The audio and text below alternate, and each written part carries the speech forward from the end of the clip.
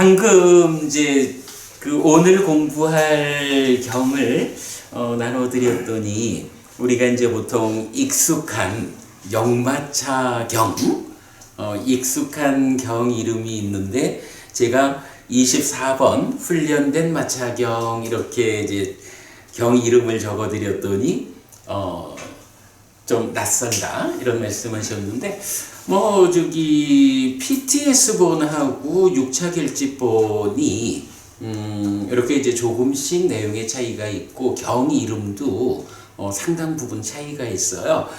지금 이제 우리 교재 6차 결집본에서는 라타 위니따 습당해서 라타가 마차고 위니따는 제어된 훈련된 이런 의미거든요. 그러니까 아마 그 PTS본에서는 위니따 그런 말이 없는지 모르겠다. 그냥 라타 습당 이러면 마차경, 역마차경 이래야 될 건데 제가 그건 확인을 안 해봤고요.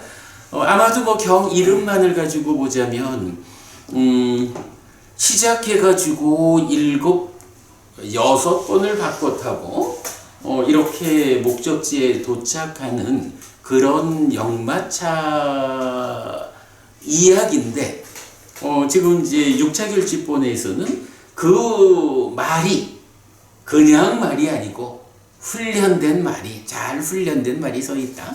이런 개념을 더 얹었다 할까요?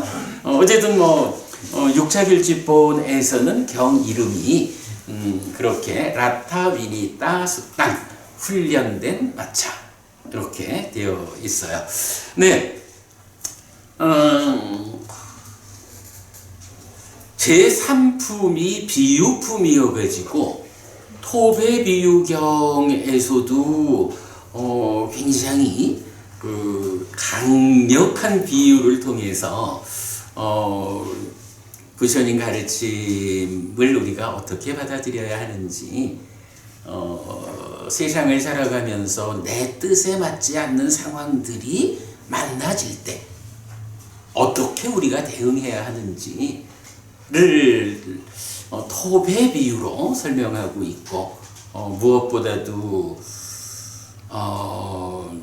어떻게 말하는 것이 바르게 말하는 것인가 라는 이 중요한 주제에 답이 주어져 있죠. 그런가 하면 22번 뱀의 비유경에서는 뱀의 비유에서 뗏목의 비유로 이어지면서 어떤 목적을 가지고 설해진 부처님 가르침, 이 가르침을 우리가 바르게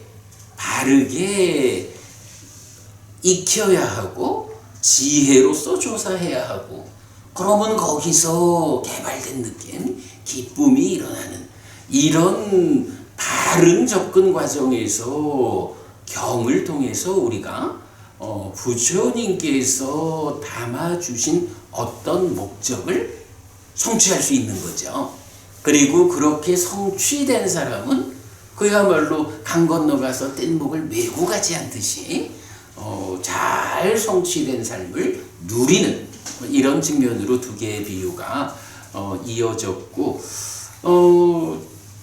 며칠 전 지난 일요일에는 그 부처님께서 설하신 9가지 형태의 법, 그러니까 9가지 형태의 가르침, 구분교 이랬죠. 이 부분을 그래도 제가 접근을 좀 잘한 것 같아요. 대반열반경에서 부처님이 내가 죽어도 그대들에게 스승이 없다고 생각하지 마라. 내가 그동안 설한 법과 율이 그대들의 스승이 될 것이다 라고 말할 때 이 법과 율, 법이라는 게 구체적으로 무엇냐 라고 하면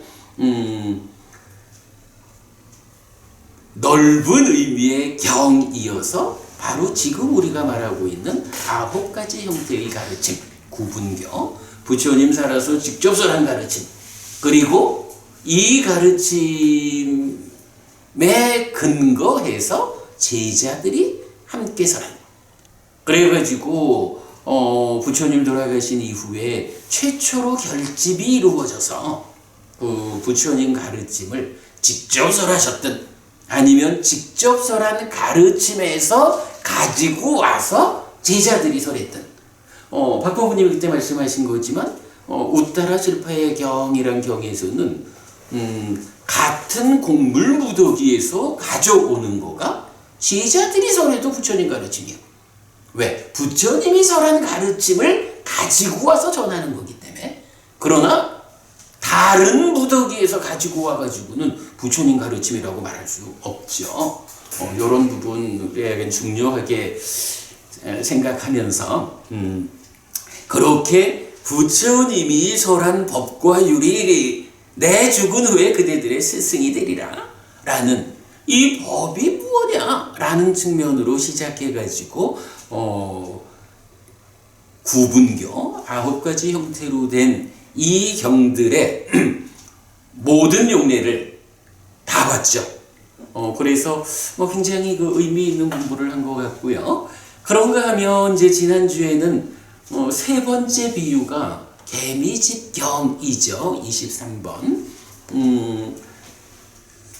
몸과 함께하는 이 삶의 영역 안에서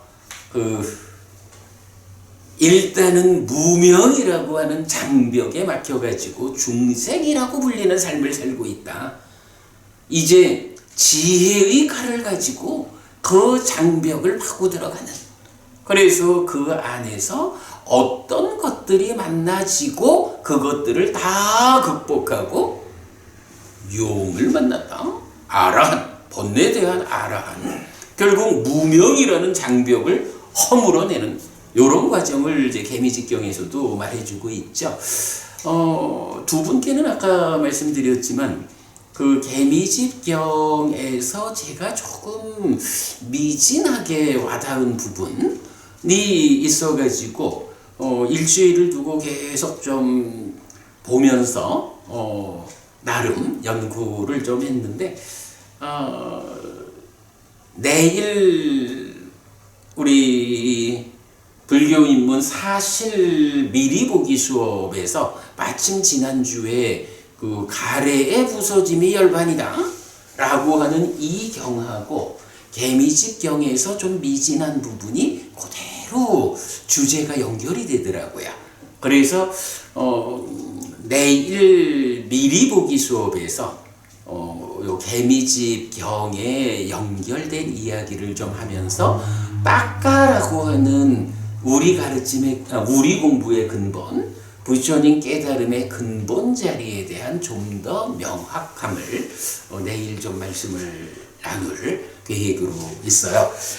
제가 이렇게 좀 준비를 하고 이렇게 우리 법회를 하고 또 뒤에 정리를 하고 이런 과정을 벌써 작년 6월부터 시작했으니까 7달을 두고 진행해 오고 있는데 쉽지 않은 일이기는 하지만 우리가 정말 잘 선택한 공부를 하고 있다라는 생각이 들어서 때로는 좀 이거 피곤해 하는 생각이 들기도 하지만 그래도 우리가 할 수 있는 최선의 공부를 지금 우리가 선택해서 하고 있다라는 생각이 들어서 많이 저도 기쁘고 어쨌든 이런 공부를 통해서 우리가 참 커다란 성과를 만들어가고 있다라는 점에서 참 기쁘고 함께하는 여러분들께도 고마운 마음 늘 가지고 있습니다. 자, 오늘 24번째 경입니다. 훈련된 마차경을 함께 보시겠습니다.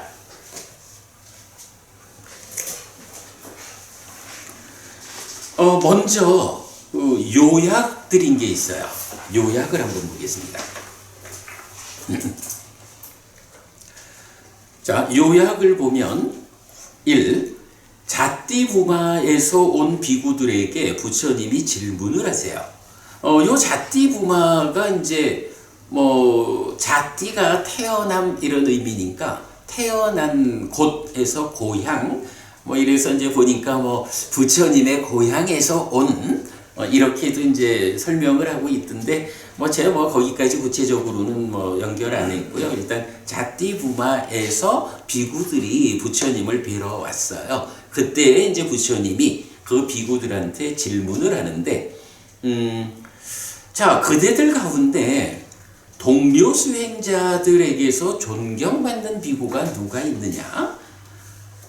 누가 동료 수행자들을 위해서 이끌어주고 일깨워주고 가르치고 격려하고 분발하게 하고 기쁘게 해서 존경을 받는가? 라고 질문을 하시니까 이제 비구들이 뿐나 만단이 뿌따라는 존자 스님이 있습니다. 그분이 그런 일을 해서 저희들로부터 존경받고 있습니다. 이렇게 대답을 해요. 그럴 때 이제 그 부처님이 질문하는 구체적 내용이, 그러니까 동료 수행자들을 위해서 이끌어주고 일깨워주고 가르치고 격려하고 분발하게 하고 기쁘게 하는 것의 구체적 내용을 10가지로 질문을 하시거든요. 첫째는 자기도 원하는 바가 적으면서 비구들에게도 원하는 바 적으라고 말해준다. 자, 여기서 그 원하는 바가 적다라는 것은 우리가 마치마니까야 4번과 5번 두 개의 경을 통해서 이 원하는 게 적다라는 게 무엇인지 구체적 의미를 보았죠.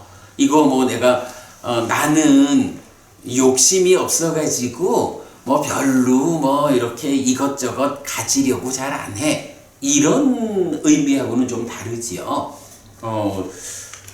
그래서 그 원하는 바가 적음. 요 이야기에 대해서는 마지막이니까야 4번과 5번 그 경 두 개를 보시면 특히 이제 5번 경에서 그 부처님이 숲에 들어가는 깊은 숲에서 수행하고자 할 때 나는 이렇게 욕심이 적어서 그 숲속에 사는 일을 감당할 수 있었다 라고 나오고, 그게 4번경이군요. 그리고 5번경 때없음경에서는 그렇다면 원하는 게 적다라는 것은 구체적으로 무엇이냐 하는 것을 10몇 가지 항목으로 설명해 주고 있죠. 그건 여러분 4번, 5번경 여러분들이 좀 보시면 되겠고요. 그 다음에 두 번째, 자기도 만족하면서 비구들에게 만족하라고 말해주고 하는데, 여기서 만족이라는 건 무슨 말인가요?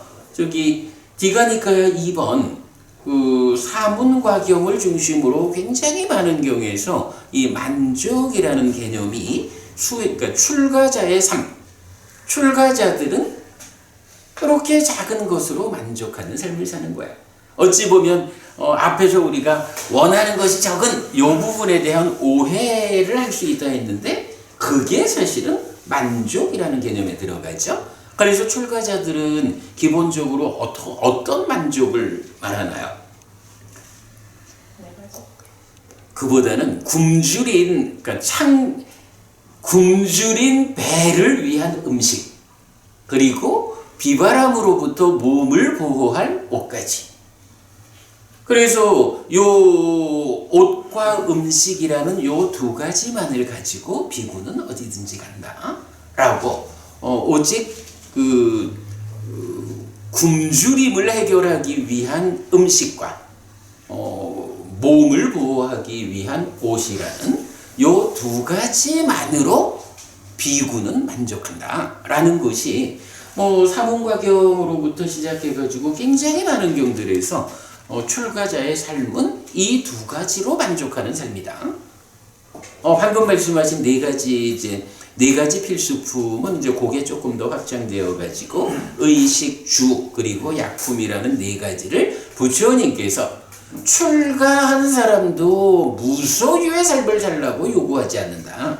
일단 삶 자체가 적절하게 유지되어야 공부할 수 있다라는 현실적인 문제죠. 그래서 부처님은 출가한 제자들에게도 의식주와 약품이라는 네 가지 필수품을 허용하죠. 그리고 그 다음에 우리가 계속 봤지만 어떤 자리에 머물라 그래요?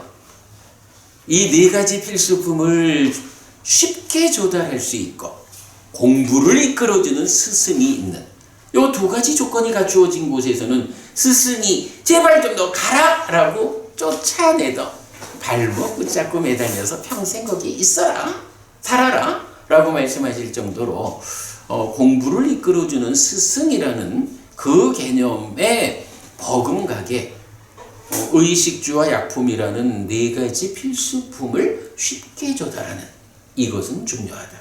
근데 뭐 이건 분명한 거예요. 아무리 열심히 공부하고자 해도 의식주와 약품이라는 이 부분이 해결되지 않으면 배고파가지고는 공부할 수 없는 거고요. 비바람 맞아가면서 공부할 수 없는 거거든요. 그렇게 이제 네 가지 필수품으로 좀 확장되지만 일단은 만적이라고 할 때는 음식과 탁발 음식, 그러니까 음식과 가사, 옷이라고 하는 두 가지로 만족할 것을 말하죠. 세 번째는 자기도 여의면서 비구들에게 여의라고 말해주고 떨치고 여의는 이런 부분으로 설명하고 있죠. 벗어나 사는 거. 자기도 교제하지 않으면서 비구들에게도 교제하지 말라고 말해주고 많은 사람을 만나지 않는 것이기도 하지만 많은 사람을 만나는 가운데도 번뇌 없이 만나는 탐진치 없이 만나는 이런 부분 있죠. 그리고 나면 이제 다섯 번째가 자기도 열심히 노력하면서 비구들에게도 열심히 노력하라고 말해주고 뭐 앞에 네 가지는 수행 이전에 수행에 선행되는 삶의 자세라면 이제 열심히 노력하자라고 하는 부터는 수행의 이야기가 되죠.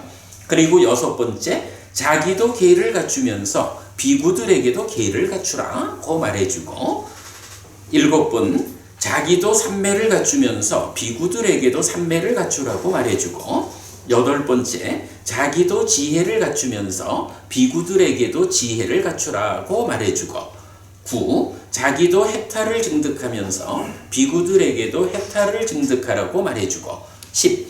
자기도 해탈지견을 증득하면서 비구들에게도 해탈지견을 증득하라고 말해주는 그러니까 누가 존경받습니까? 라고 할 때 개인적으로 자기가 살아가는 모습 자체가 잘 정돈된 그러한 삶을 살면서 수행에서도 계를 지키고 삼매와 지혜와 해탈과 해탈지견 요 계, 삼매는 정이잖아요. 계, 정해, 해탈, 해탈지견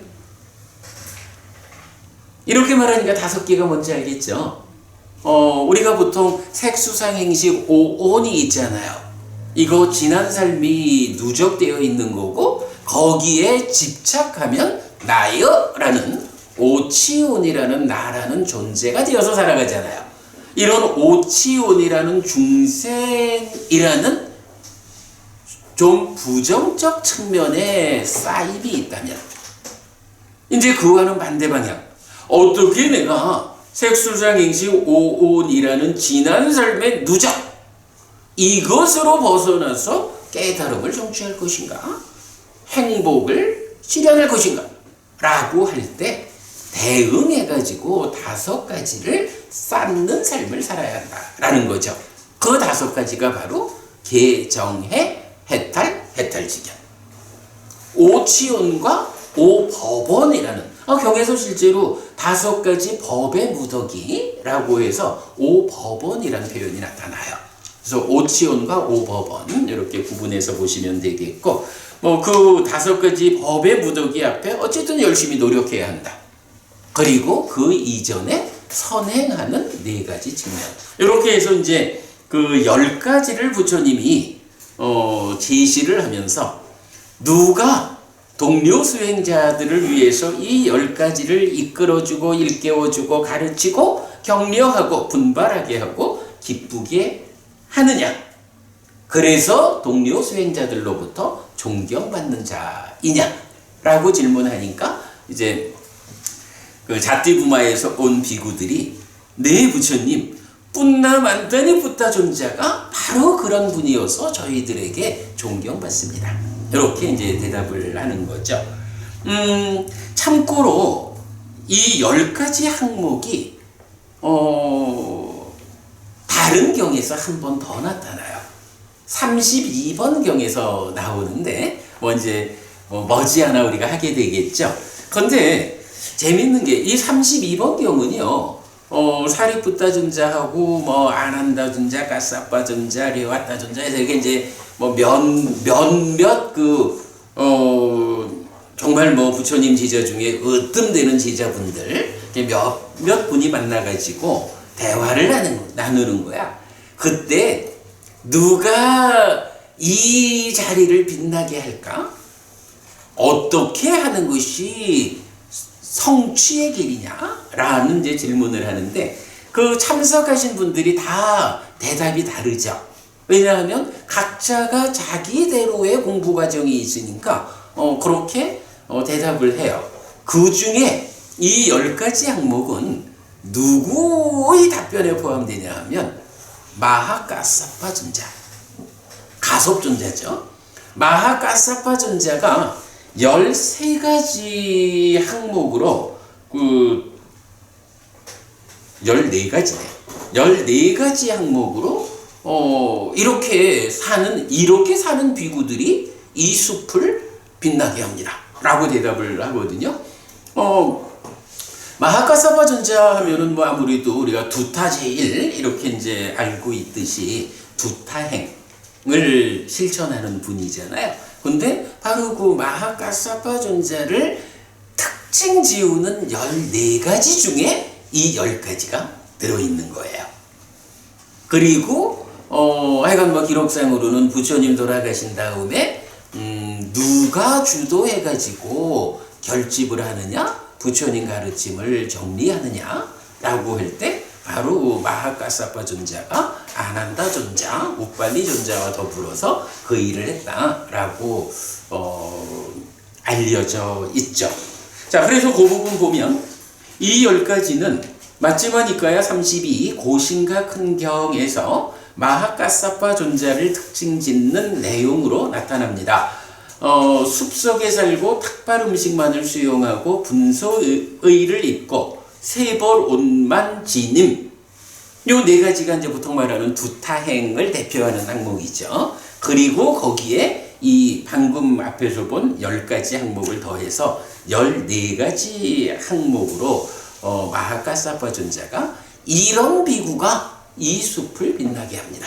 라고 말하는 내용이죠. 그래서 그 14가지 모두에 대해서 첫 번째로 적용을 해보면 자신도 숲속에 살면서 숲속에 사는 것을 칭찬하는, 이렇게 해서 14가지에 반복되죠.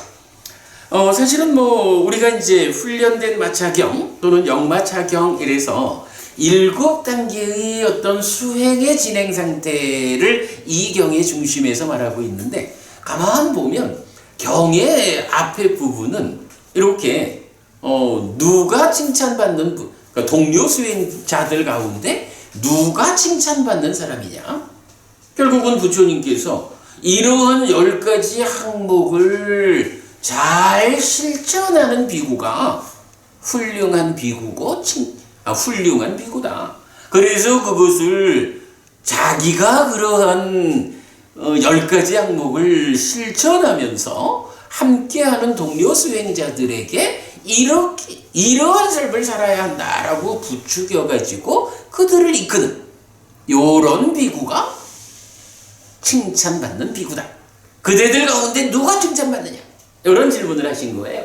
그러면 요 10가지 항목도 부처님께서 칭찬받는 비구의 모습으로 제시해준 중요한 내용이고, 또 내용을 살펴보니까 32번 경에서는 마하가사파 존자를 특징 지우는 14가지 중에 이 10가지가 포함되어 있다. 이런 점도 우리가 알고 넘어가겠습니다.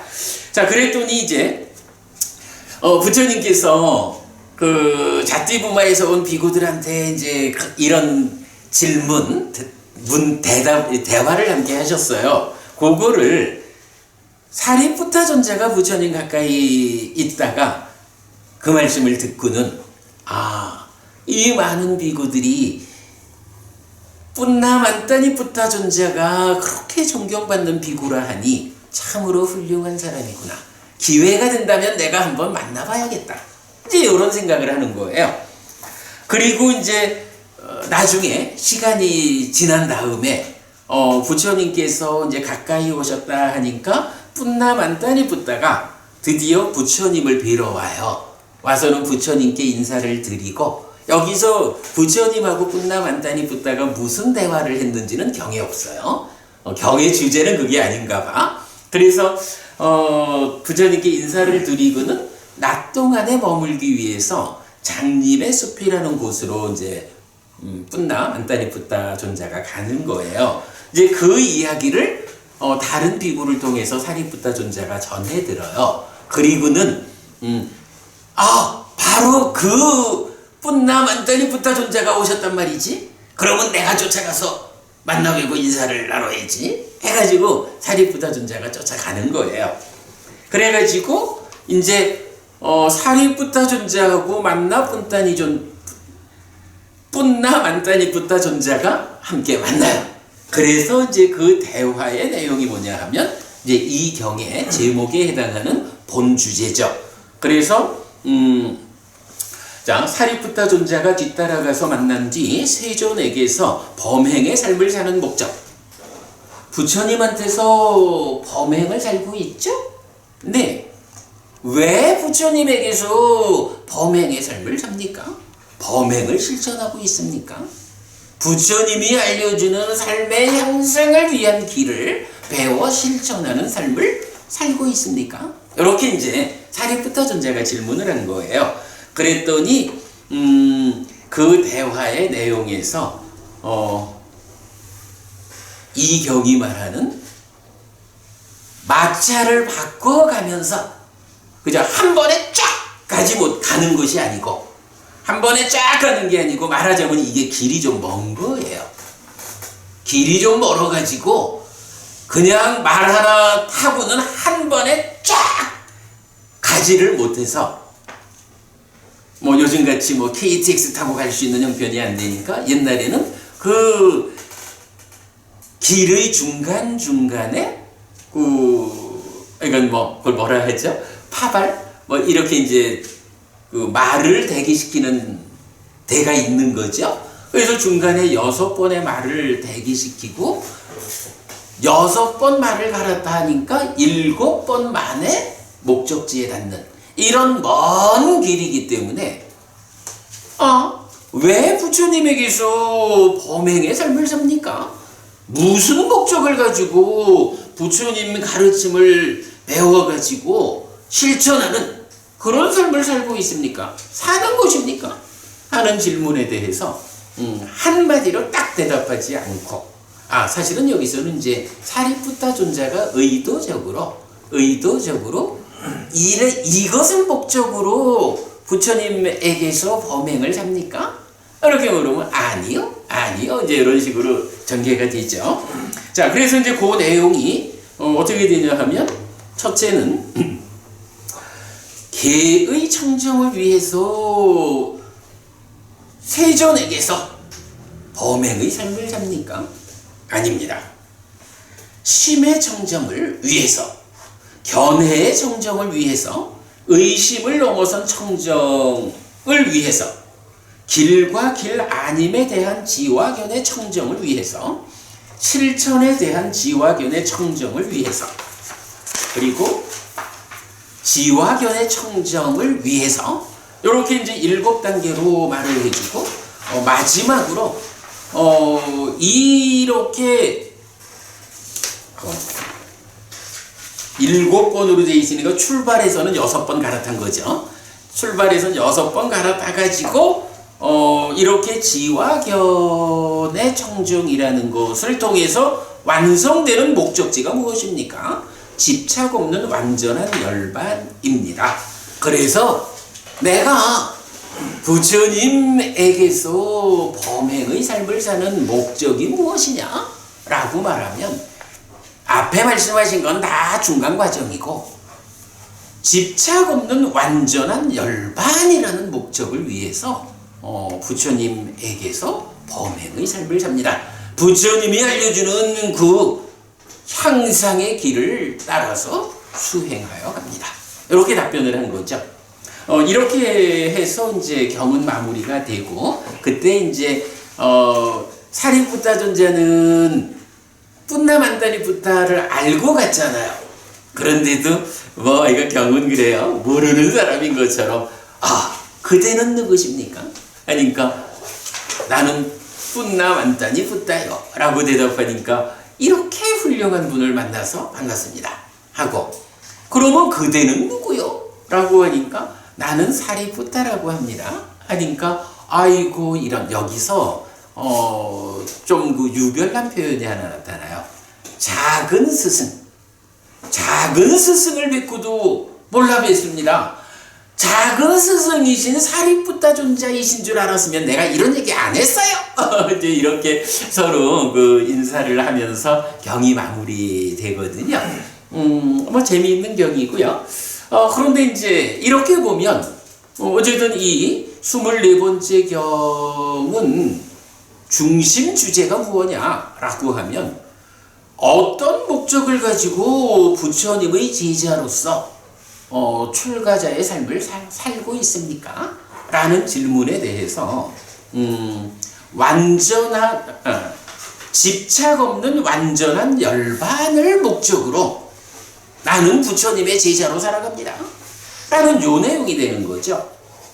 그런데 그 집착 없는 완전한 열반이라는 이 깨달음, 이 완성까지 가는 과정을 사리푸타 존자가 의도적으로 여기까지가 목적입니까? 여기까지가 목적입니까? 하고 단계적으로 질문을 해서 대화가 되었죠. 자, 지금 이제 교재에서는 마지막에 제가 이렇게 적어드렸어요. 세존에게서 범행을 사는 목적을 말하는 경들 이래가지고 어쨌든 지금 24번 경의 주제가 그거잖아요. 부처님을 스승으로 이런 그 범행을 실천하는 삶을 사는 목적이 무엇입니까? 라고 질문을 했고, 집착 없는 완전한 열반이 그 목적입니다 라고 답을 했거든요. 이럴 때 바로 그 부분, 세존에게서 범행을 사는 목적을 말하는 경들이 몇 개가 있더라고요. 그 부분 보면 우선 이 경이 있죠. 훈련된 마차경이 있고, 그 다음에 35번 상류다의 57번 병경 1번과 58번 병경 2번이 같은 질문에 대해서 두 가지 측면으로 답을 해요. 그 두 개 경이 또 있고, 그 다음에 45번 상류다는 도상류다거든요. 8정도를 주제로 하는 상류다. 이 도상류다에 41번부터 43번까지 뭐 세 개 경 번호로는 3개가 되어 있는데, 사실은 의미상으로는 8개의 경이라고 보아야 하는, 이래서 이제 여기에서 8가지로 나는 이런 목적을 위해서 부처님의 제자로 살고 있습니다 라고 답을 하는데, 거기에서도 마지막 8번째로 마무리를 지어주는 말은 동일하게 집착 없는 완전한 열반을 목적으로 합니다. 이렇게 하거든요. 그래서 경이 포괄적으로 우리가 부처님을 뒤따라서 이렇게 출가의 삶을 살아가는 그 목적은 무엇입니까? 에 대한 최후의 답은 집착 없는 완전한 열반이다. 요렇게 이제 결론을 알 수 있어요. 자, 그래서 지금 오늘 드린 교재 중에 그 훈련된 마차경 말고 따로 좀 드린 교재가 있죠. 이 따로 드린 교재가 이제 요 이야기, 요 교재부터를 좀 보겠습니다. 35번 상류다의 57번 병경 1번은요, 어떤 신진비고 출가한 지 얼마 안 되는 신진비구가 병이 났어요. 그래서 부처님께서 그 신진비구를 한번 좀 찾아주십시오 하고 요청을 받고는 부처님이 그 병든 신진비구를 찾아가시는 거예요. 그래 가서 이제 이렇게 병문안을 하면서 위로를 하시는데 그 가운데 자 1페이지 제일 아랫줄에 보면 비구여 그대에게 어떤 것이든 후회할 것, 뉘우칠 것은 없는가? 병이 좀 낫느냐 하니까 병이 낫는 것 같지 않고 힘들어요. 달리 말하면 죽을 것 같아요. 이제 이렇게 이제 말을 한 거죠. 그랬더니 부처님이 그러면 네가 죽을지도 모를 만큼 이래 아프다면 너의 삶 살아있는 동안에 그대가 후회할 것, 뉘우칠 것이 있지는 않느냐? 이제 요렇게 이제 내용이 전개되는 거죠. 그랬더니 참으로 대덕이시여 저에게 후회할 것도 적지 않고 뉘우칠 것도 적지 않습니다. 부처님 저는요 후회할 것도 많고 뉘우칠 것도 많아가지고 아직까지 죽으면 안 되고 더 공부해야 되는데 몸이 병이 들어서 이렇게 죽을지도 모르겠어요. 이제 이런 말씀이겠죠. 그랬더니 이제 부처님이 비구여 그대는 자신을 개 때문에 비난하는가? 후회할 거 뉘우칠 게 많다라고 하는데 개를 바르게 지키지 못해가지고 그것 때문에 그대 자신을 비난하느냐? 개 때문에 후회하느냐? 이렇게 이제 질문을 하신 거죠. 그랬더니 대덕이시여 저는 자신을 개 때문에 비난하지 않습니다. 아닙니다 부처님 저는 개를 중시하는 사람입니다. 개를 잘못 지켜가지고 후회할 일은 없습니다. 이런 답변을 하죠. 그랬더니 만약 비구여 그대가 자신을 개 때문에 비난하지 않는다면 그대에게 후회할 것은 무엇이고 뉘우칠 것은 무엇인가? 저는 대덕이시여 세존께서 설하신 법이 개의 청정을 위한 것이라고 알지 않습니다. 부처님께서 저한테 제가 뉘우칠 거 후회할 게 많다 하니까 개는 잘 지켰느냐? 이래 말씀하셨는데 제가 개는 잘 지켰습니다.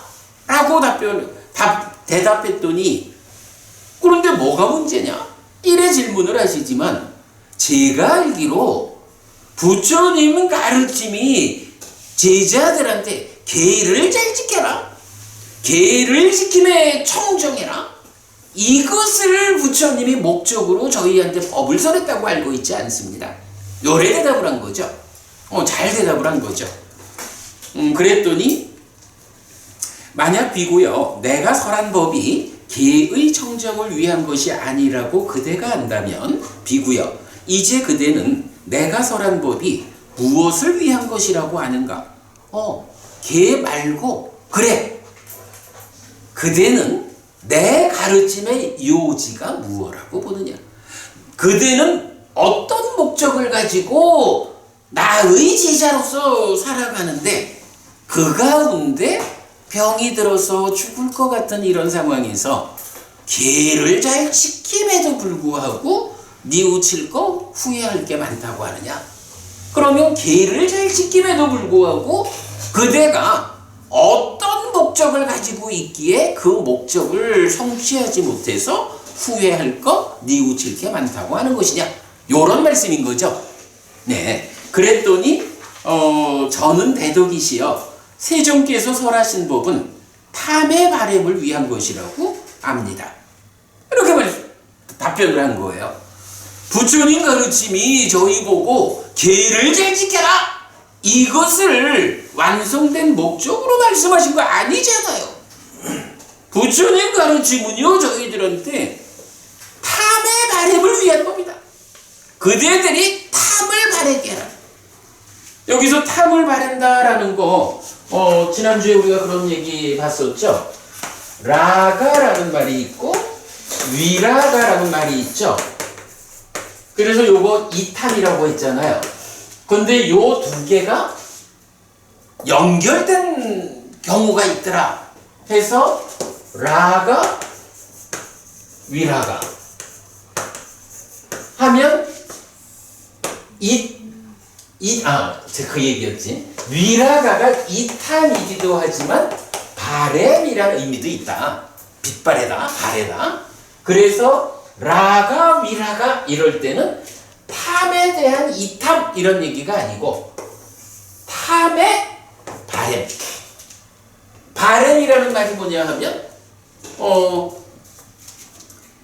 영화 포스터가 붙어 있는데 한동안 햇볕을 받으면 그 빛이 발해서 포스터가 희미해지잖아요. 그런 걸 바래다라고 하잖아요.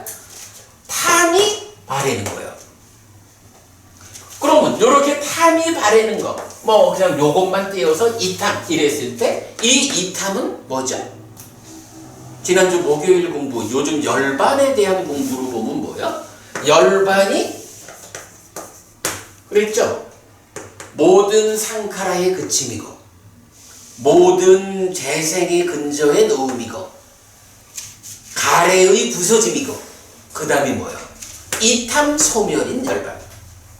이탐, 그러니까 요 이탐이라는 이 말이 그대로 열반의 도구여라고. 그러니까 이탐이라고 하는 말의 의미가 뭐냐? 탐으로부터 벗어나는 거예요. 탐으로부터 벗어난다라는 그 말이 뭔가요? 탐을 바래는 거예요. 탐이 바래는 거. 같은 개념이죠. 표현을 달리하고 있지. 그러니까 라가 위라가라는 이 말이 그대로 열반인 거예요. 그러면 이 열반이라는 말이 뭐예요? 지금 이 주제에서 보는 집착 없는 완전한 열반. 이게 집착 없는 완전한 열반이 뭐 열반하고 다른 건가요? 열반이 어떤 상태입니까? 집착이 완전히 해소된 상태입니다. 이렇게 말하는 게 집착 없는 완전한 열반이죠. 물론 뭐 때로 우리가 단계적인 열반을 구차제적에 의한 단계적 열반을 말해야 하기 때문에 또 좀 구분할 필요가 있기는 하죠. 그래서 뭐 열반, 그러니까 니빠나 또는 파리 니빠나, 그래서 반열반, 완전한 열반 이렇게도 표현을 하고 그것이 집착이 완전히 해소된 상태. 이렇게 말하면 집착 없는 완전한 열반 이런 개념이 되니까 사실은 다 같은 의미죠. 뭐 이런 열반 따로 있고 저런 열반 따로 있다라고 보시면 안 되고요. 열반에 대한 한쪽 측면의 설명인 거예요. 그럴 때 열반에 대한 가장 완성된 형태의 표현이 뭐냐 하면 집착이 없는, 집착이라고 하는 중생의 특성이 완전히 해소되어서 실현된 그런 열반. 이렇게 표현하는 거죠. 그렇게 이제 이해를 하면 지금 이제 이 경에서 저는 대덕이시여 세존께서 설하신 법은 탐의 바램, 라가 위라가 탐의 바램을 위한 것이라고 합니다. 부처님께서 저희 보고 개를 잘 지켜라, 개의 청정이 목적이다, 이렇게 저희를 가르친 게 아니지 않습니까? 부처님 가르침은 탐의 바램을 위한 그 목적을 가지고 설해진 법입니다. 라고 그렇게 이제 말을 한 거고, 탐의 바램이라는 것이 그대로 열반이다 라고 이해를 하면 되죠. 그랬더니 이제 부처님께서 훌륭하고 훌륭하다 비구여, 비구여 그대가 내가 설한 법이 탐의 바램을 위한 것이라고 안다니 훌륭하다. 참으로 비구여 내가 설한 법은 탐의 바램을 위한 것이다 라고 비구의 대답을 인정을 해주죠. 그러면서 이제 그 다음에는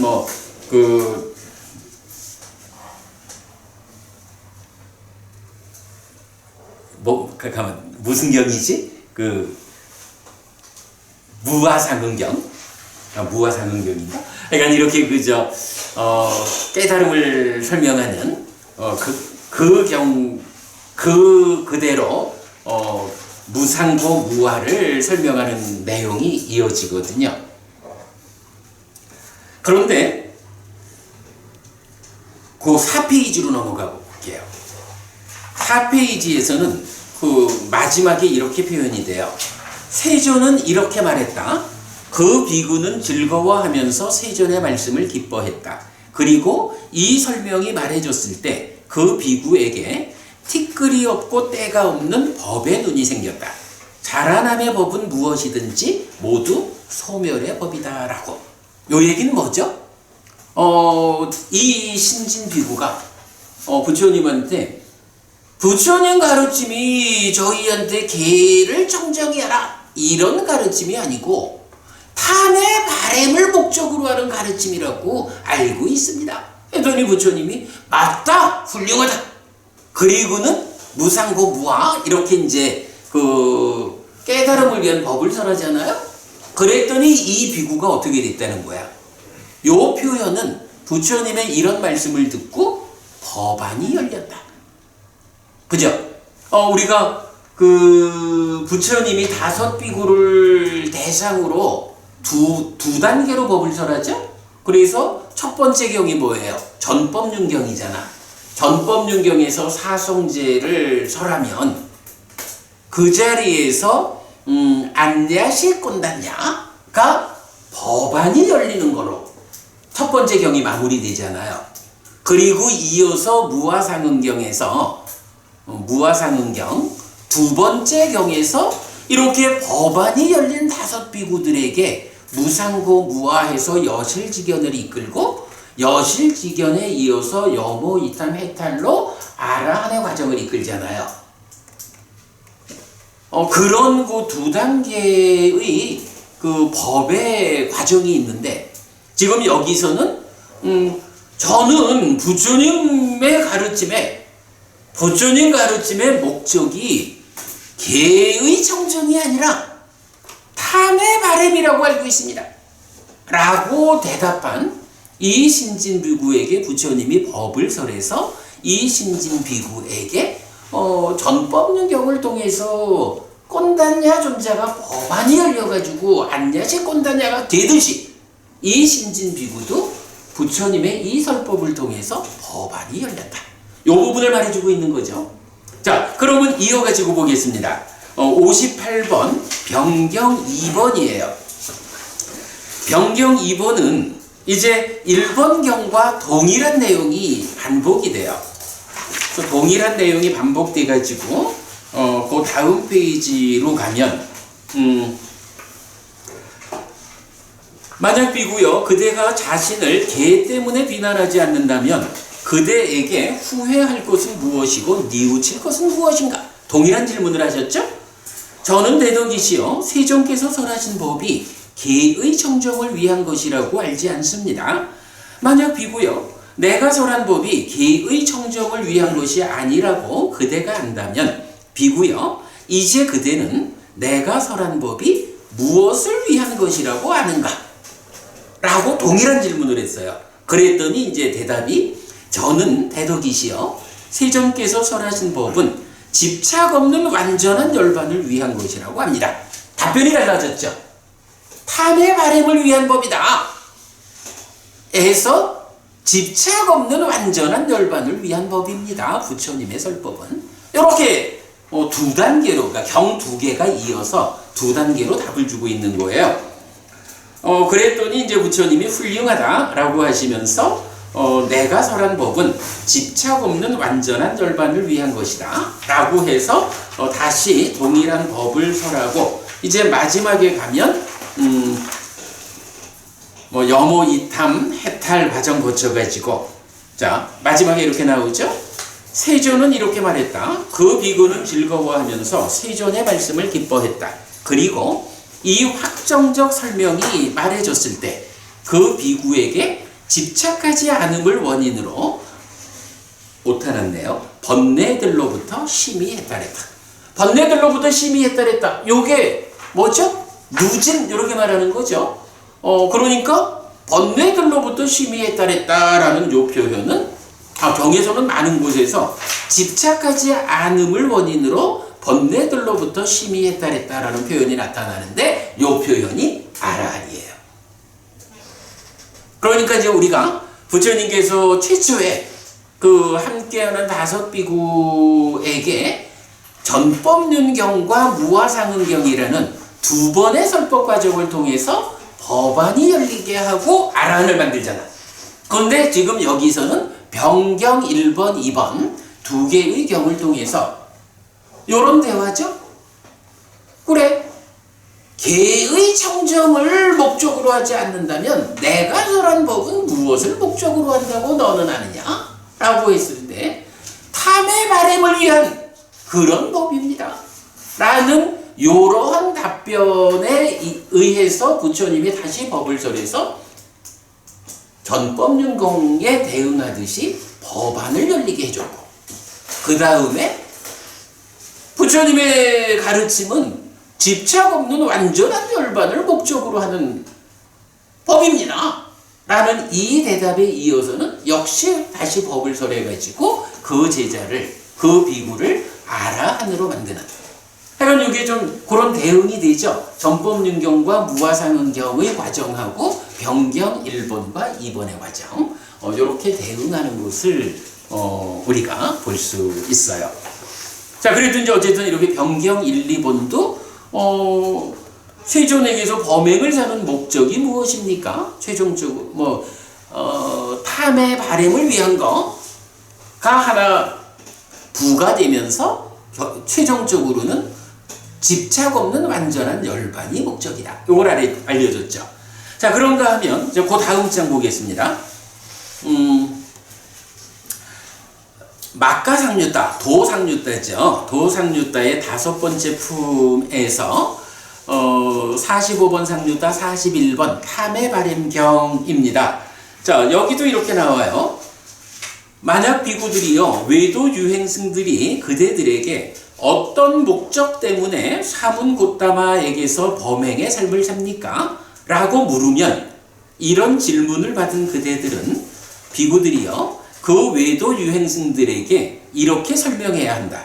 도반들이요, 탐의 바램을 목적으로 세존에게서 범행의 삶을 삽니다. 라고.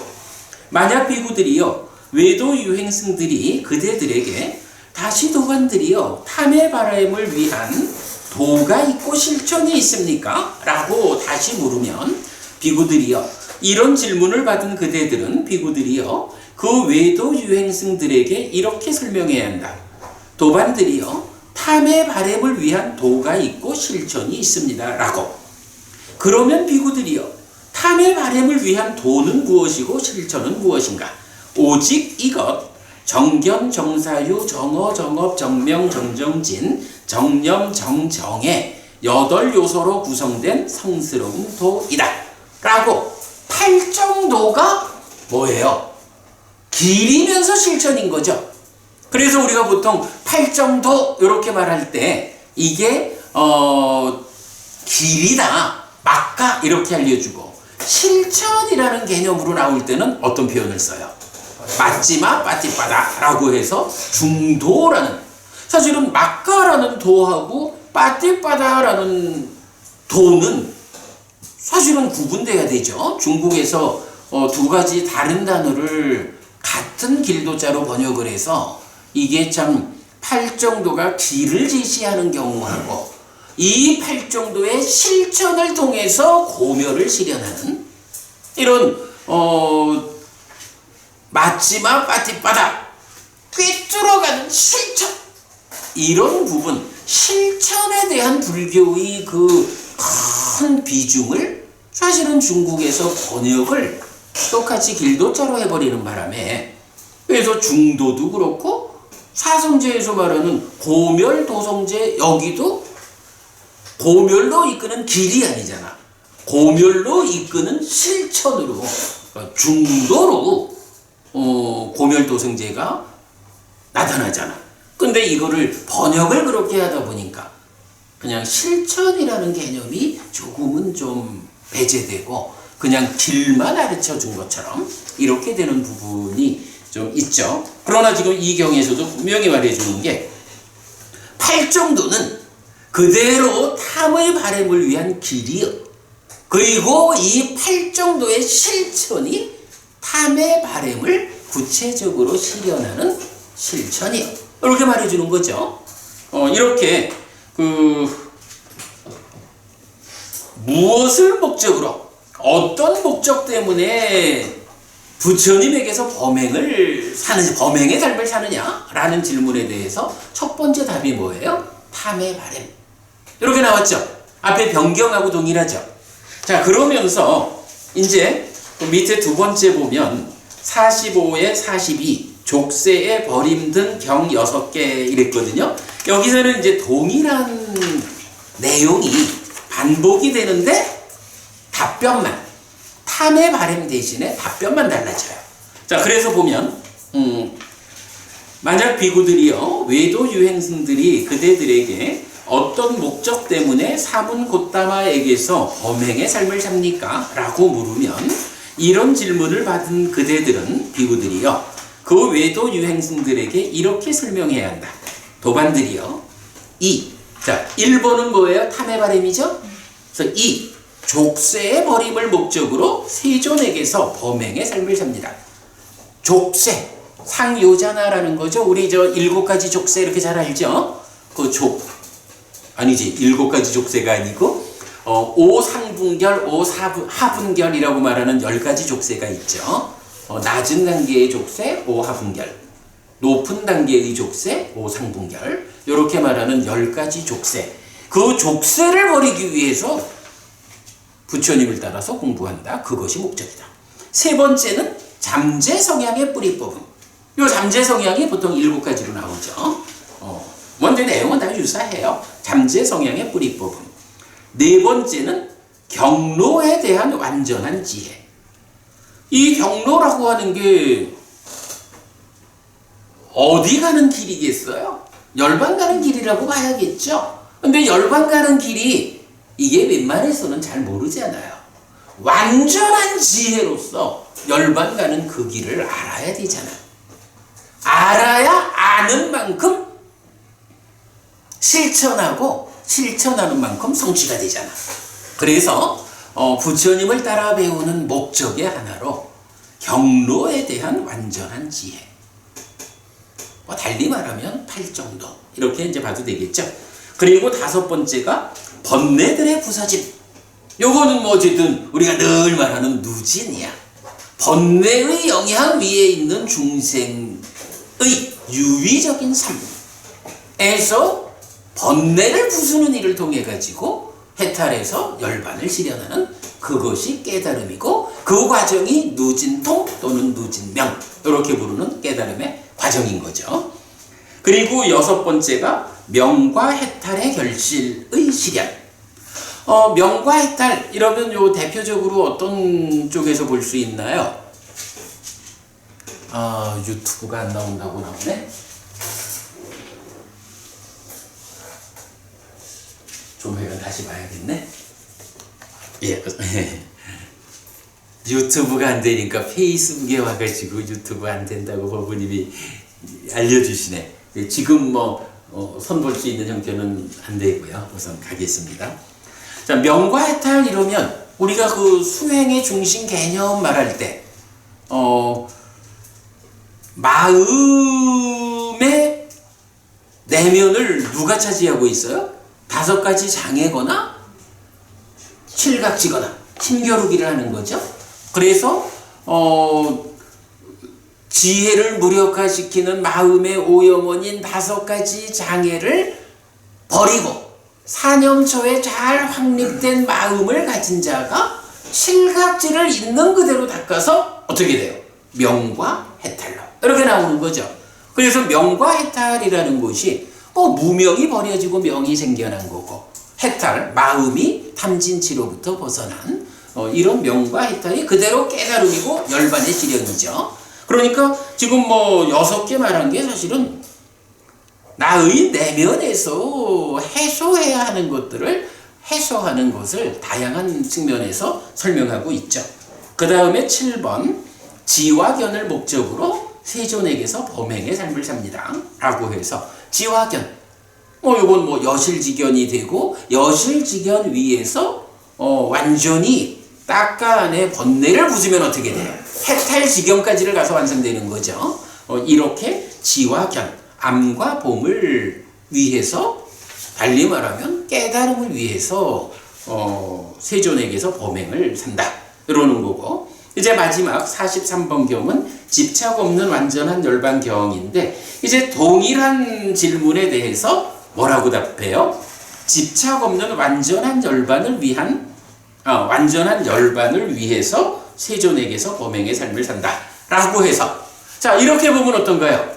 오늘 본 교재인 그러니까 맞지만 이까야 24번 훈련된 마차경에서도 부처님에게서 범행의 삶을 사는 최종 목적이 뭐예요? 집착 없는 완전한 열반이죠. 병경도 두 개의 경을 연결해서 보면 탐의 바램을 목적으로 하는 거기에서 출발해서 동일한 개념의 완성을 집착 없는 완전한 열반으로 제시했죠. 그리고 이제 도상류다 8정도를 주제로 하는 경들에서도 부처님에게서 범행을 살아가는 그 목적을 탐의 바램으로부터 시작해가지고 8가지로 알려주죠. 근데 그 8가지 중에 마지막 완성의 자리로 제시되는 게 집착 없는 완전한 열반을 위해서 라고 말해주는 거죠. 그러니까 이제 니카야는 포괄적으로 어떻게 말해주는 거예요? 포괄적으로 부처님을 스승으로 범행의 삶을 살아가는 그 궁극의 목적은 집착 없는 완전한 열반이다. 요 결론을 우리가 알아야 되는 거죠. 그리고 이 집착 없는 완전한 열반이다 라고 하는 요거에 대해서 또 놓치면 안 되는 것이, 그러면 우리가 보통 말하는 열반, 깨달아서 열반을 실현했습니다, 완전한 행복이 실현됐습니다 라고 말하는 이 열반하고 집착 없는 완전한 열반은 다른 것인가요? 그렇게 보면 안 되죠. 열반이라는 게 물론 이제 구차제정 초선부터 단계적인 열반의 과정을 거쳐가긴 하지만, 일단 상수멸을 성취해서 머물면서 지혜로서 보아 번뇌다한 아라한, 이런 아라한이 실현한 열반은 그냥 그 대로가 완성된 열반이죠. 그리고 이렇게 완성된 실현된 열반을 놓고 다양한 측면에서 그 열반을 설명을 하고 있죠. 그랬을 때 지난주 목요일 날 공부한 거로는 그 열반을 어떻게 말해요? 모든 행들의 그치이요, 번뇌의 영향 위에 있는 유의적 삶에 소속된 모든 행들이 그치면 그게 열반이에요. 이렇게 말할 때 이 열반도 집착 없는 완전한 열반이요, 그 열반의 상태를 집착이라는 측면에서 말할 때 집착이 완전히 해소됐어. 그런데 이 열반을 설명하는 대표적인 개념이 뭐냐? 라고 할 때 행들이 완전히 그쳤다라는 것도 열반을 설명하는 거지만, 그러나 집착 없는 상태가 완전히 실현된 이것이 열반을 대표하는 개념이다. 그래서 부처님을 따라서 범행의 삶을 사는, 부처님 가르침을 배워 알아서 삶을 양산하자 라는 이런 삶의 궁극적 완성, 그 목적 자리를 열반이라고 말을 하는 건데, 그 열반에 대한 표현을 열반에 대한 다양한 측면 중에서 집착 없는 완전한 열반이라는 표현으로 대표해서 말하고 있는 거죠. 이게 전혀 다른 열반은 아니에요. 그 부분 조심하고요. 자, 그 다음에 이제 우리 처음에 본 요약본, 그 같이 본 다음 페이지에 보면 요런 표가 있어요. 네, 요런 표가 있는데, 요게 이제 세존에게서 범행을 사는 목적이라고 해서 훈련된 마차경이 아직 안 봤죠. 어떻게 설명하고 있는가. 그리고 병경 2개를 통해서 개의 청정으로 시작해가지고 탐의 바램과 집착 없는 완전한 열반으로 완성되는 것을 보여주죠. 그런가 하면 지금 같이 보신 도상류다의 경들은 이 옆에 개의 청정 같은 출발 자리를 보여주진 않죠. 그냥 그 완성의 자리, 목적점이 뭐요? 라는 요 부분만을 8가지로 보여주고 있죠. 그리고 이제부터 우리가 이제 훈련된 마차경을 사실 이래 보면 이제 볼 걸 다 본 거니까 이제 경을 쭉 좀 보면 되죠. 그 훈련된 마차경은 개의 청정. 그 옆에 변경의 시작점과 같죠. 개의 청정으로부터 시작해서 집착 없는 완전한 열반이 실현되는 그 과정을 이렇게 하나, 둘, 셋, 넷, 다섯, 여섯, 일곱, 여덟 개로부터 출발해서 7단계의 과정을 거쳐가지고 집착 없는 완전한 열반이 실현되는 그 부분을 설명해주고 있고, 요것이 지금 옆에 있는 경처럼 8가지가 다 그 목적점을 말하는 거예요. 이거하고 다르다라는 것을 설명하기 위해서 7가지가 단계적으로 접근되어 가는 과정이요. 그래서 비유하자면 역을, 그러니까 목적지까지 가는 가운데 7개의 역을 설치해가지고 역마다 훈련된 말들, 마차를 세워가지고 그 마차를 바꿔 타면서 나아가는 이런 단계적으로 진행되는 깨달음이요. 그게 목적이요. 이렇게 알려주는 거죠. 그래서 여기만 지금 화살표로 표시를 한 거예요. 요렇게 이제 개의 청정으로부터 집착 없는 완전한 열반까지를 7과정을 거쳐가지고 화살표된 요런 전개를 보여주면 여기서 우리가 하나 알 수 있죠. 며칠 전에도 누군가가 이제 저한테 스님은 도노돈수, 도노점수 이 부분에 대해서 어떻게 생각해? 라고 질문을 하길래 제가 글쎄 도노돈수, 도노점수 그게 뭐 돈점의 문제를 말해야 될지 모르겠는데 나는 그 2개 다 아닌 것 같아. 기본적으로는 돈오라는 것이 내가 아는 부처님 가르침하고 괴가 달라.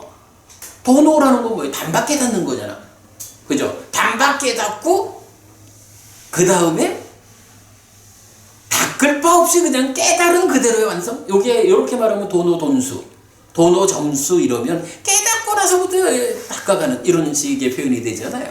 그런데 부처님 가르침에는 도노라는 단박 깨닫는다라는 개념이 없다고.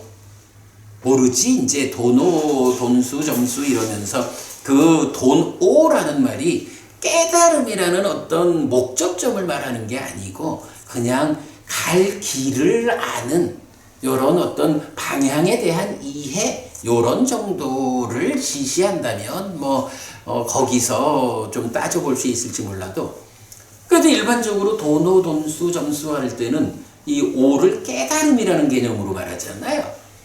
이런 단박 깨닫는 이런 개념은 부처님 가르침에서는 찾기 어렵죠. 지금 이 경에서 말해주는 것도 그렇죠. 그 깨달아가는 그 과정이 이렇게 7단계 8과정으로 설명되고 있잖아요. 부처님 가르침에는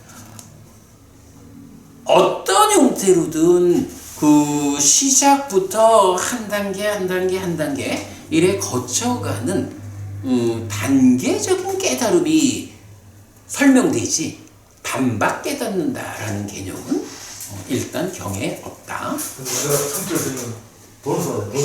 그러니까. 자, 그래서 이제 한 장 더 넘겨보면 이게 뭐 어떻게 그림을 그리다 만 것 같아. 그리다 말하는지. 지금 이제 요 그림은 이제 무슨 이야기냐 하면 요거를 단계적으로 나가니까 그럼 개의 청정이라는 마차에서 내려가지고 심의 청정이라는 마차를 갈아타면 개의 청정이라는 그 마차는 이제 내렸으니까 개의 청정이라는 것은 필요 없나? 마차를 갈아탔으니까 이렇게 말할 수 있잖아요. 근데 그러면 안 되죠.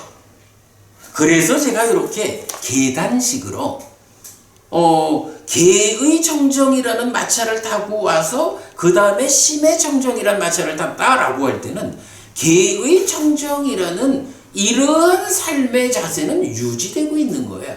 그 위에서 이렇게 꺾어 올라간 한 계단을 올라간 게 심의 청정이고 거기서 또 한 단계를 더 올라서면 의심을 넘어선 정정이고 이렇게 되는 거겠죠.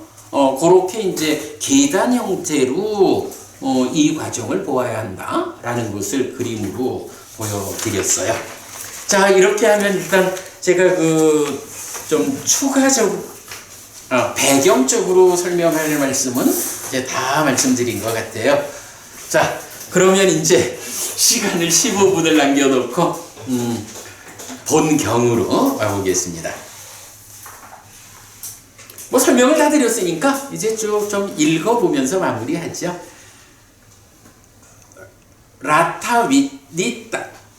라타위니따 숙당 마치바니까야 24번 훈련된 마차경.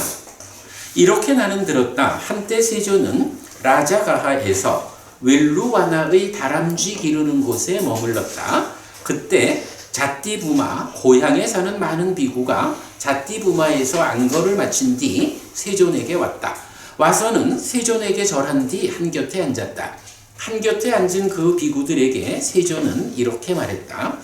비구들이여, 자띠부마에 사는 비구들 가운데 누가 동료 수행자들에게서 자기도 원하는 바가 적으면서 비구들에게도 원하는 바 적으라고 말해주고 자기도 만족하면서 비구들에게 만족하라고 말해주고 자기도 여의면서 비구들에게도 여의라고 말해주고 자기도 교제하지 않으면서 비구들에게도 교제하지 말라고 말해주고 자기도 열심히 노력하면서 비구들에게도 열심히 노력하라고 말해주고 자기도 계를 갖추면서 비구들에게도 계를 갖추라고 말해주고 자기도 삼매를 갖추면서 비구들에게도 삼매를 갖추라고 말해주고 자기도 지혜를 갖추면서 비구들에게도 지혜를 갖추라고 말해주고 자기도 해탈을 증득하면서 비구들에게도 해탈을 증득하라고 말해주고 자기도 해탈지견을 증득하면서 비구들에게도 해탈지견을 증득하라고 말해주는 동료 수행자들을 위해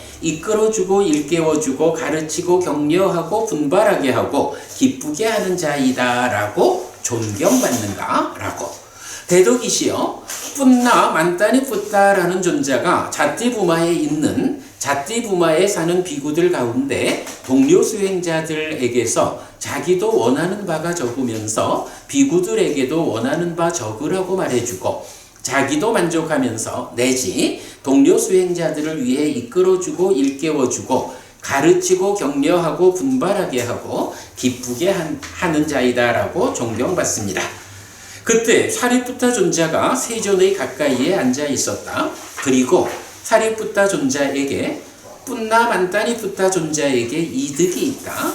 뿐나 만다니 푸타 존자에게 이득이 잘 얻어졌다. 현명한 동료 수행자들이 조목조목 스승의 곁에서 칭찬을 말하는 그에 대해 스승께서는 크게 기뻐하신다. 우리도 언제 시간이 되어 뿐나 만다니 푸타 존자를 만날 수 있으면 좋겠다. 누구라도 우정의 대화를 할 수 있으면 좋겠다 라는 생각이 떠올랐다. 그때 세조는 라자가하에서 있을 만큼 머문 뒤에 사와티로 유행을 떠났다. 라자가하는 이제 마가다국이라는 좀 겐지스강의 남쪽 나라예요. 그런가 하면 사와티는 꼬살라국이라고 겐지스강의 위쪽 나라예요. 그래서 이제 아까 자띠부마를 부처님의 고향이다 라고 말하는 게 사실은 연결이 되는 게 부처님 고향이 어디예요? 꼬살라국의 한쪽 편에 있는 곳이잖아요. 그러니까 이제 라자가하, 겐지스강 남쪽 마가다국에 있다가 겐지스강을 건너서 꼬살라국의 사와티로 부처님이 이제 쭉 오시는 거예요.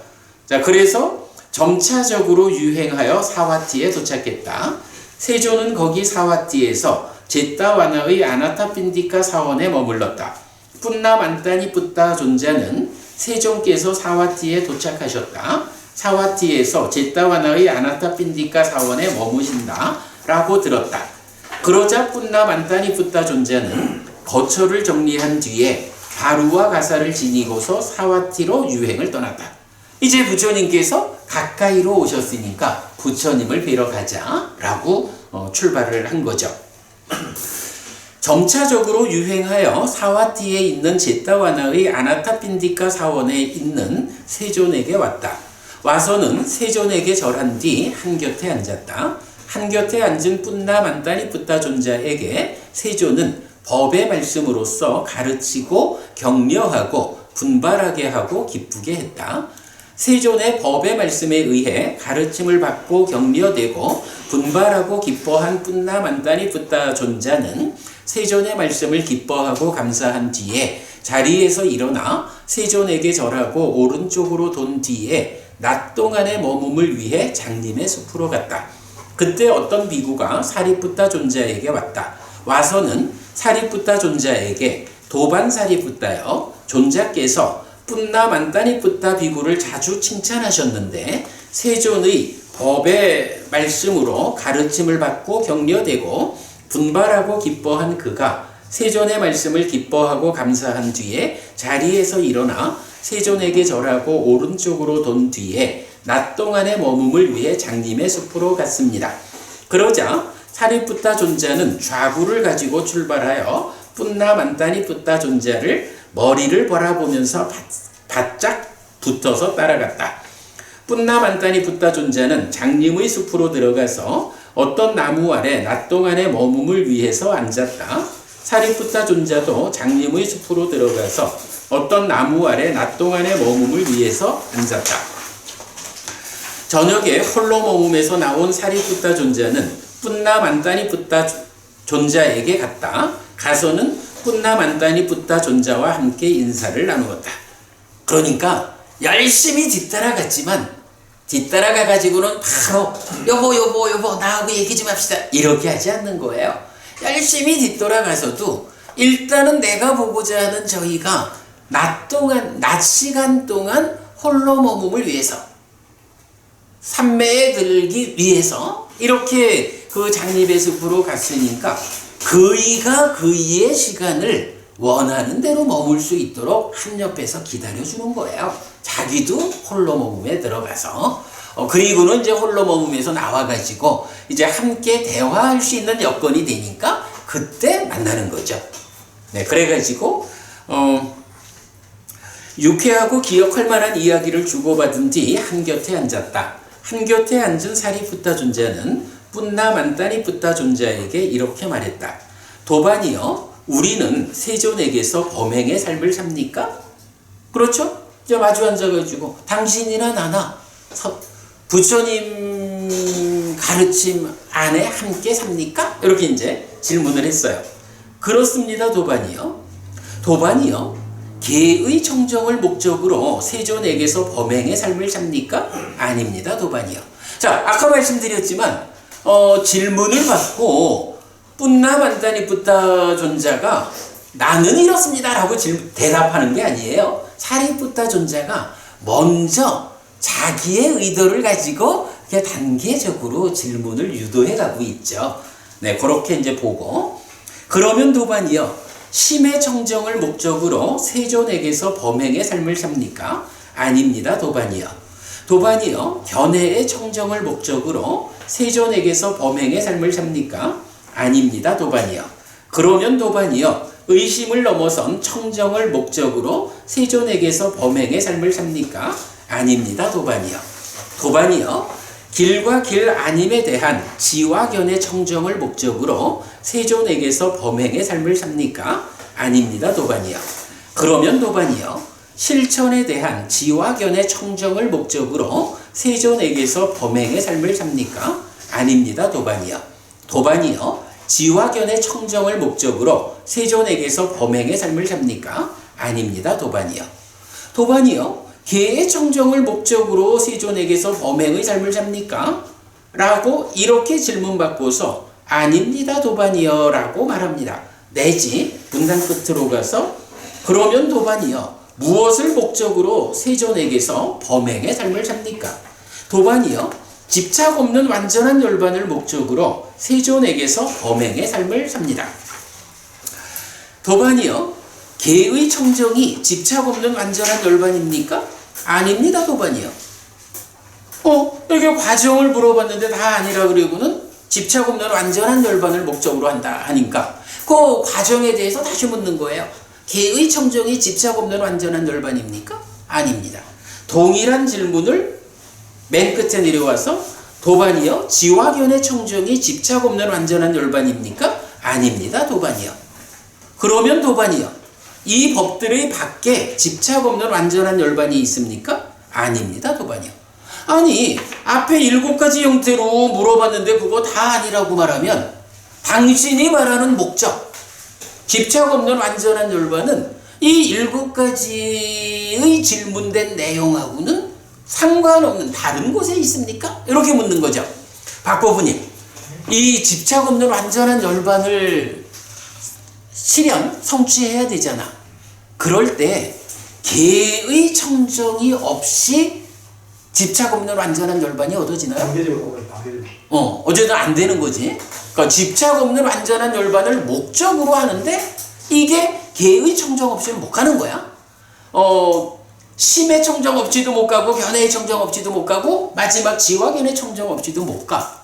그러면 이 얘기는 뭐냐 하면 아니 만약에 집착 없는 완전한 열반이 이 마지막 질문처럼 이 7가지의 과정과는 상관없이 밖에 있다면 전혀 다른 곳에 있는 거라면 개의 청정과 상관없이 집착 없는 완전한 열반이 성취돼야 될 거 아니에요.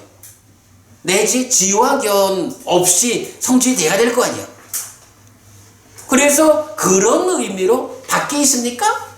상관없는 겁니까? 이래 물으니까 아닙니다. 도반이요. 그것도 아니래. 요게 사실은 말씀하신 단계적. 그래서 이 마찰을 바꿔가면서 가는 이 비유로서 설명하는 요점이죠. 그러니까 집착 없는 완전한 열반이 이러한 과정 밖에 있는 다른 게 아닙니다. 이 과정에 의해서 도달되는 거기입니다. 요 부분이죠. 자, 그래서 도반이요 개의 청정이 집착 없는 완전한 열반입니까? 라고 이렇게 질문받고서 아닙니다 라고 말합니다. 내지 이 법들의 밖에 집착 없는 완전한 열반이 있습니까? 라고 이렇게 질문받고서 아닙니다 도반이요 라고 말합니다. 그러면 도반이요 이 말씀의 의미를 어떻게 보아야 합니까? 만약 도반이요 세존께서 개의 청정을 집착 없는 완전한 열반이라고 말씀하셨다면 집착이 있는 상태에 대해 집착 없는 완전한 열반이 선언될 수 있습니다. 요게 무슨 말일까? 요 마지막 그림 있잖아. 아까 보여드린 마지막 그림을 놓고 만약에 부처님이 개의 청정 이 개의 청정이 집착 없는 완전한 열반이다 라고 말씀하셨다면 이제 우리가 집착 없는 완전한 열반이 요만큼 있잖아.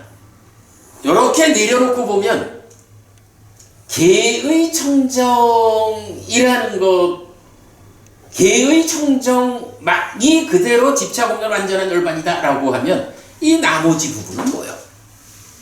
요런 의미가 되겠죠. 그런 의미를 설명하는 것이 개의 청정을 집착 없는 완전한 열반이라고 말한다면 집착이 있는 상태에 대해 집착 없는 완전한 열반이 선언될 수 있다. 그렇게 되면 그걸 진리라 할 수 없다. 그게 진리고 실천이다 라고 말할 수 없다. 이런 얘기가 되는 거죠. 그래서 그걸 이제 동일하게 반복하고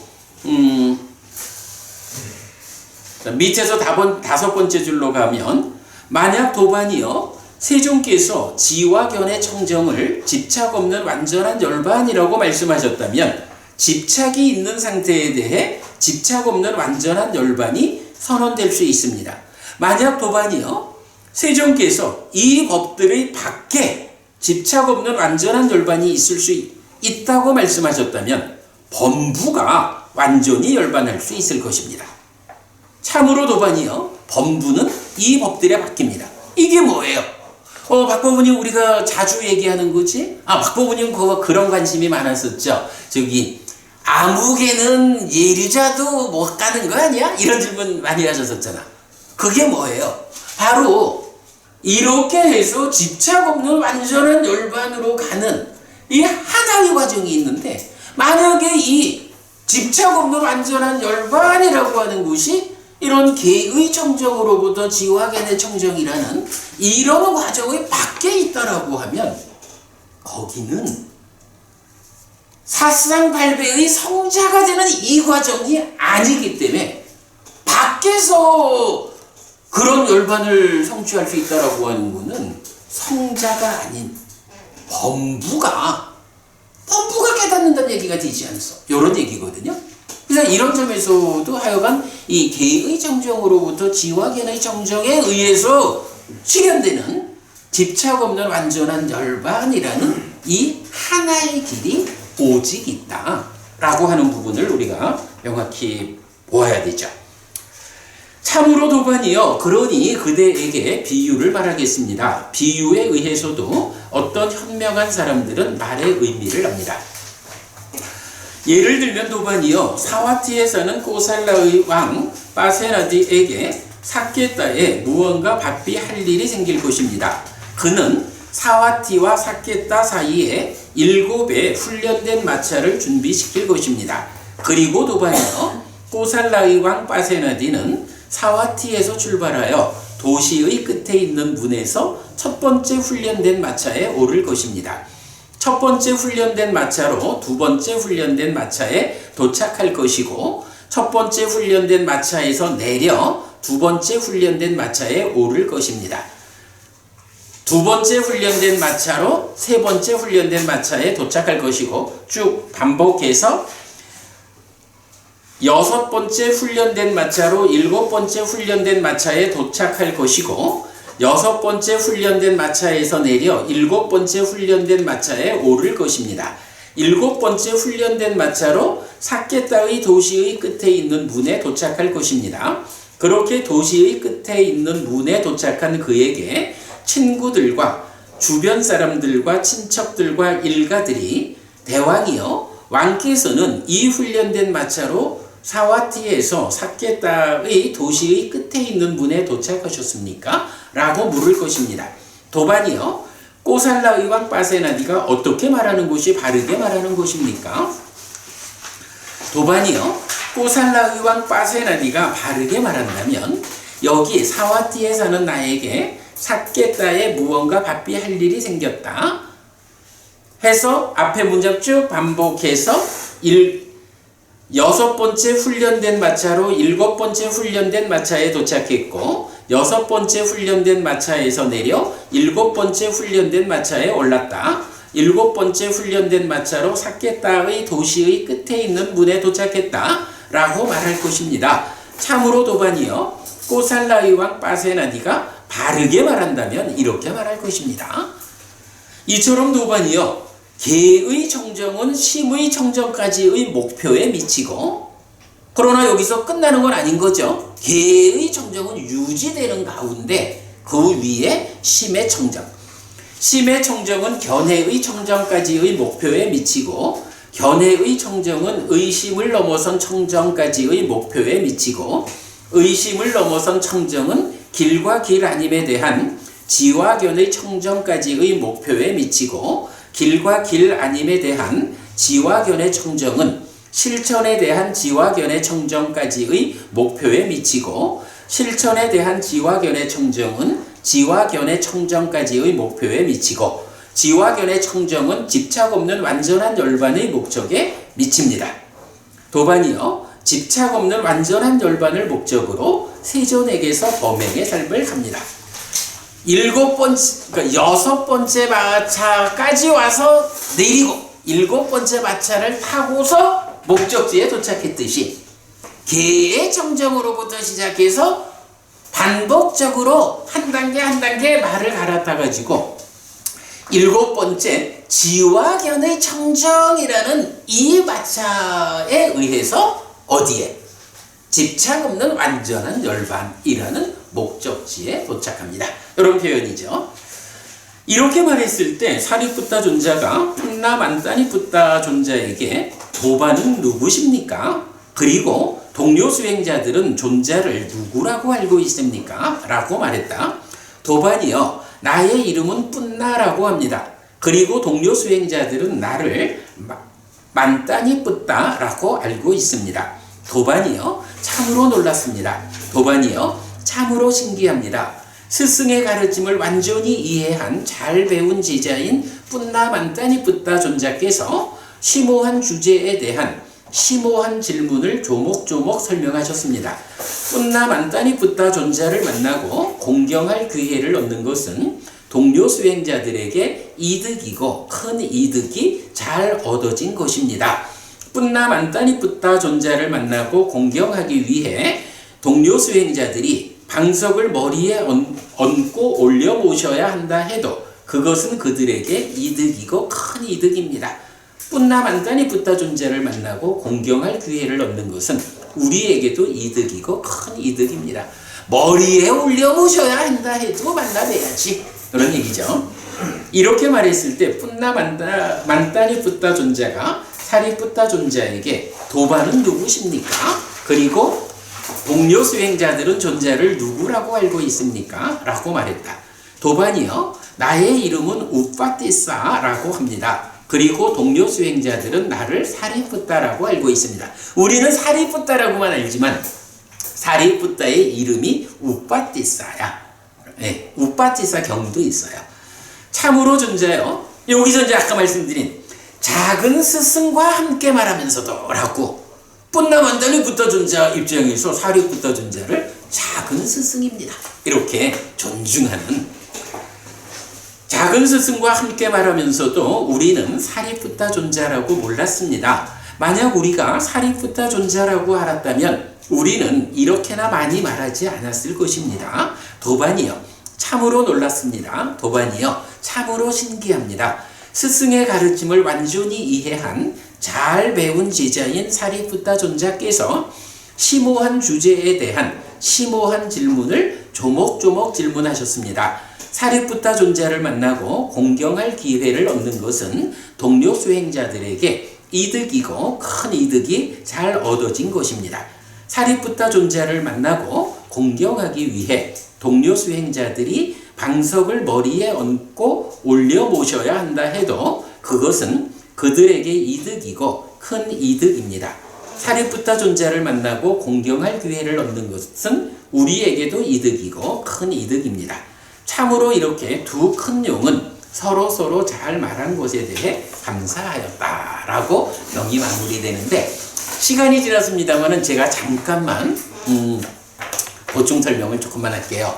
첫째로는 개의 청정부터 지와 견의 청정까지 청정이란 말이 나오죠.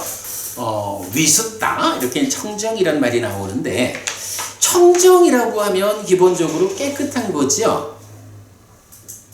깨끗한 거. 위습디 깨끗함을 말하는데, 이게 위습디라고 해서 청정이라고 번역되는 이 말을 그냥 단지 깨끗하다고 보면 되는가? 요 부분에서는 우리가 좀 봐야 돼요. 예를 들어서 보시의 분석경 이러면 보시 받을 만한 자가 있잖아요. 사상팔배의 성자잖아. 이 사상팔배의 성자가 무슨 일을 하느냐 하면 보시를 청정하게 해준대.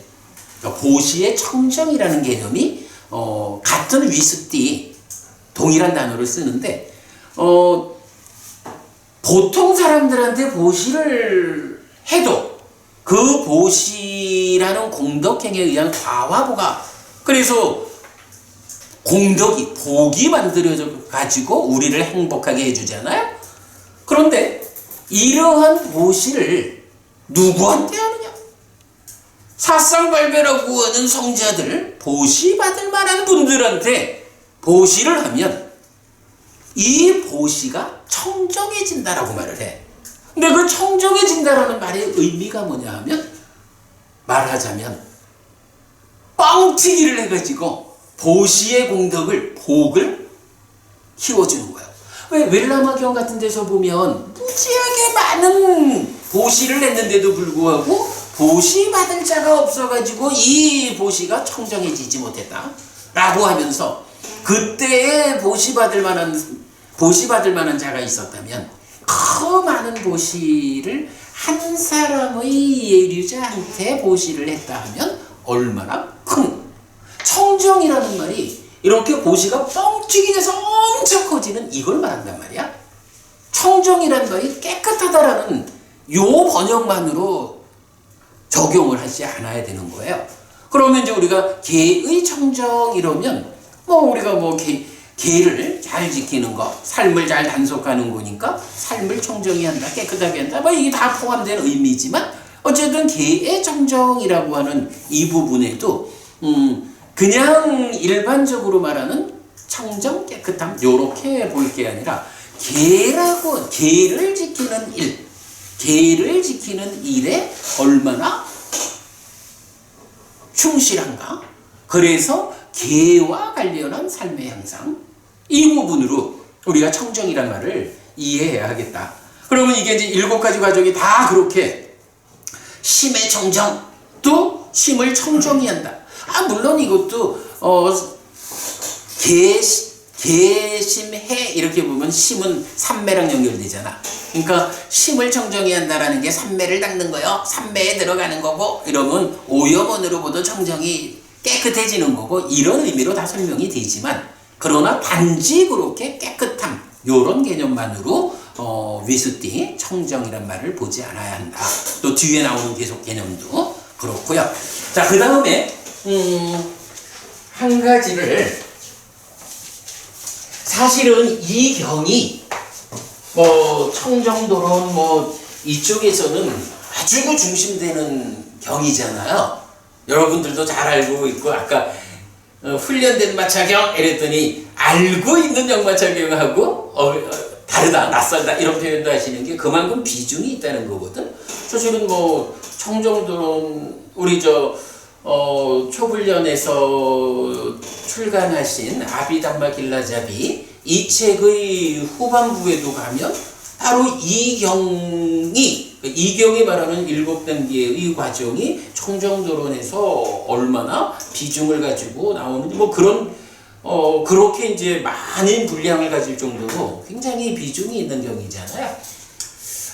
근데 이제 저는 약간 그 부분에 대해서 우리가 너무 획일적으로 아비담마적이거나 사실 이제 그 경에서 보니까 테라와다를 대표하는 개념이 아비담마하고 윗바사나다 이렇게 이제 말씀을 하셔서 제가 참 니까야의 입장은 아닌 것 같은데 라고 이제 고개를 갸웃했지만 그렇게 청정도론이 부여하는 어떤 해석, 개념 이 부분으로 우리가 너무 끌려갈 일은 아니다 싶고 그냥 이렇게 봐야 할 것 같아요.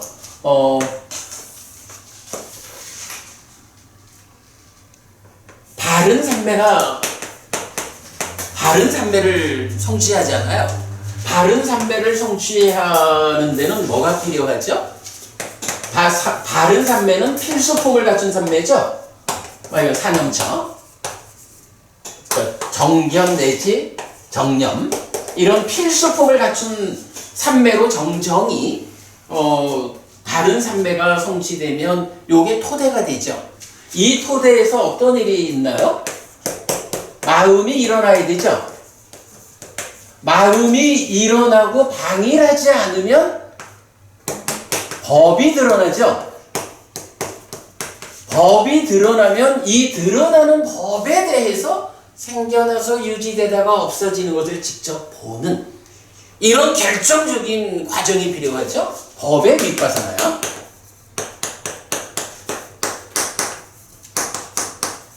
그러면 이 법의 윗바사나를 통해서 직접 보고 무상고 무아를 아는 거예요.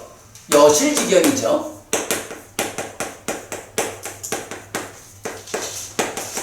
그러면 여실직연 해가지고 딱가 안으로 와가지고 이 딱가 안에서 어떤 일을 해요?